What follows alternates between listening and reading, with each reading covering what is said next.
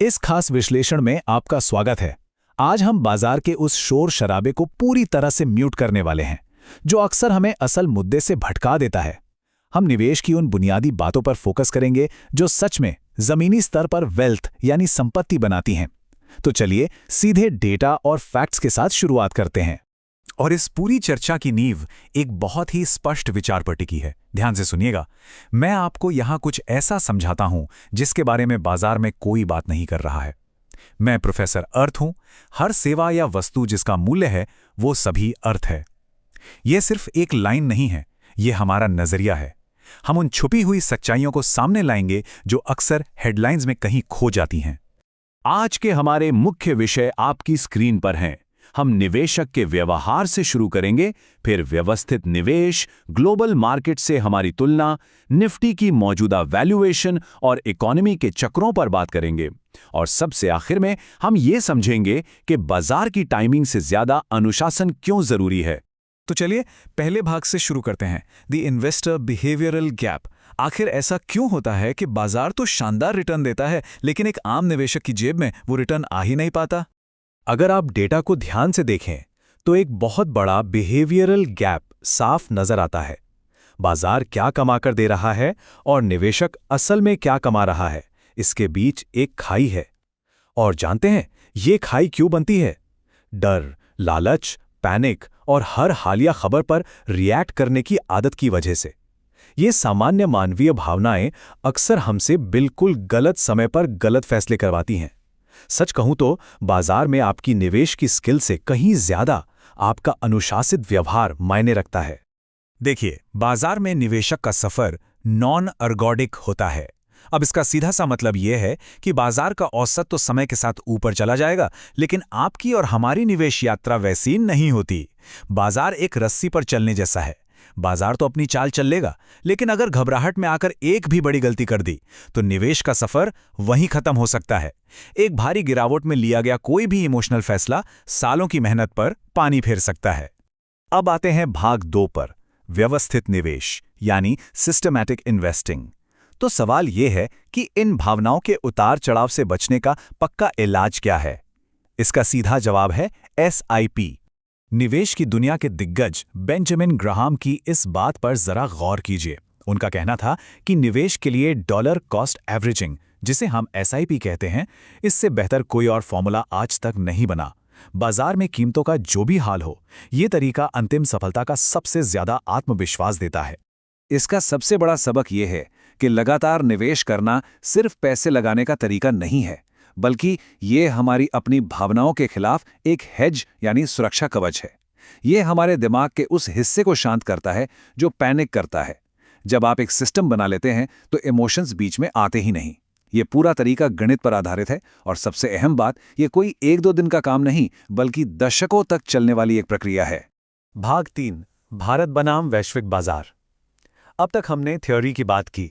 चलिए अब hard global data देखते हैं और समझते हैं कि ये सिस्टमैटिक इन्वेस्टिंग असल में कितनी दमदार है। पिछले 30 सालों के डेटा पर नजर डालिए। अमेरिका, चीन, UK और भारत में एक मुश्त निवेश और SIP के असली रिटर्न की तुलना की गई है।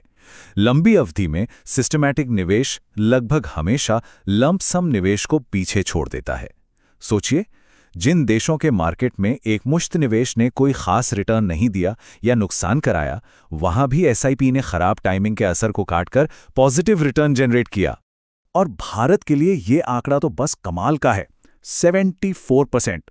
जी हां, पिछले 30 सालों में भारत में 5 साल के रोलिंग SIP ने 74% समय 8% से ज्यादा का रिटर्न दिया है। इसका सीधा सा मतलब है कि अगर आप सिस्टम के साथ टिके रहते हैं तो बाजार की अस्थिरता काफी हद तक खत्म हो जाती है और आपकी जीत की गुंजाइश कई गुना बढ़ जाती है। भाग 4, निफ्टी की वैल्यूएशन को डिकोड करना। अब थोड़ा मैक्रो लेवल पर आते हैं और देखते हैं कि आज हमारा भारतीय बाजार और निफ्टी वैल्यूएशन के मामले में कहां खड़े हैं। अभी का डेटा हमें बता रहा है कि निफ्टी का forward price to book multiple अपने लॉन्ग टर्म औसत से नीचे आ गया है, और इतिहास गवाह है, जब भी वैल्यूएशन अपने लंबी अवधि के औसत से नीचे गोता लगाती है तो ये इक्विटी में अपना निवेश बढ़ाने का एक बहुत ही शानदार और सुरक्षित मौका होता है। अब आप सोच रहे होंगे कि हम PE की जगह प्राइस टू बुक यानी PB क्यों देख रहे हैं।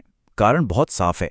जब बाजार में भारी उथल-पुथल होती है तो कंपनियों की कमाई रातों रात बदल सकती है, जिससे पीई रेशियो धोखा दे सकता है। लेकिन प्राइस टू बुक कंपनी की बैलेंस शीट से जुड़ा होता है, जो कहीं ज्यादा मजबूत और स्थिर होता है। ये हमें बाजार की असली फेयर वैल्यू का सटीक अंदाजा देता है। और जब हम बाजार के अलग अलग हिस्सों को गहराई से देखते हैं तो एक और बात साफ हो जाती है। अभी लार्ज कैप्स का 1 साल का फॉरवर्ड पीई 19 के आसपास है, जबकि स्मॉल और मिड कैप्स का पीई 24 पर काफी महंगा है। ये डेटा चीख चीख कर कह रहा है कि आज के माहौल में लार्ज कैप्स में निवेश करना ऐतिहासिक रूप से कहीं ज्यादा सुरक्षित और बेहतर एंट्री पॉइंट है। भाग 5 आर्थिक चक्रों को समझना। वैल्यूएशन के बाद चलिए अर्थव्यवस्था के इंजन को खोलकर देखते हैं कि आखिर कौन से बुनियादी कारक इस बाजार को चला रहे हैं। भारत के प्राइवेट कंजम्पशन यानी निजी खपत को समझना बहुत जरूरी है। वित्त वर्ष 2018 के बाद से ये खपत थोड़ी सुस्त रही है। इसका औसत करीब 10.4% ही रहा है।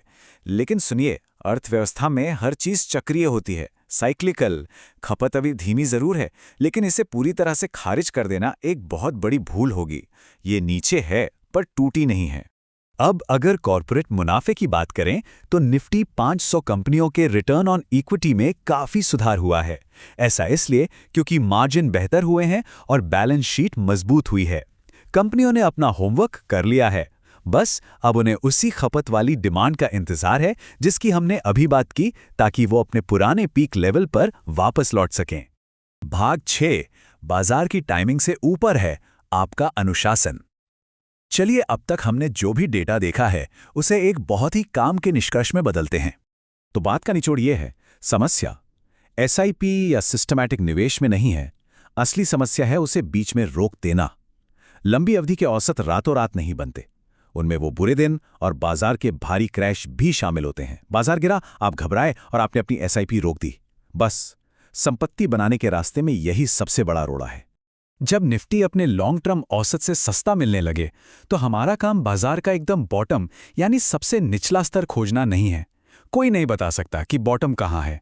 एक समझदार और अनुशासित निवेशक सिर्फ इतना करता है कि जब भी बाजार अच्छे वैल्यूएशन जोन में आए, वो अपने तय नियमों के दायरे में रहकर चुपचाप अपना निवेश बढ़ा देता है।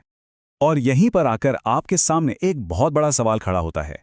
क्या आप डर और लालच में आकर बाजार की भविष्यवाणी करने की कोशिश करेंगे, या एक मजबूत टेस्टेड गणितीय प्रक्रिया पर भरोसा करेंगे? बाजार का टॉप और बॉटम पकड़ना नामुमकिन है, लेकिन एक सिस्टमैटिक प्रोसेस आपको हर तरह की स्थिति का फायदा उठाना जरूर सिखा सकता है। इसी अहम सवाल के साथ हम आज के इस विश्लेषण को खत्म करते हैं। और जैसा कि हमारा और प्रोफेसर अर्थ का मिशन है, मैं यहाँ मनोरंजन के लिए वीडियो नहीं बना रहा हूँ, बल्कि समाज में अच्छी वित्तीय जागरूकता पैदा करने का प्रयास कर रहा हूँ। कृपया समर्थन करने के लिए सब्सक्राइब करें। इस डेटा संचालित चर्चा में हमारे साथ जुड़ने के लिए बहुत बहुत धन्यवाद। अनुशासित रहें और अपनी निवेश प्रक्रिया पर भरोसा रखें।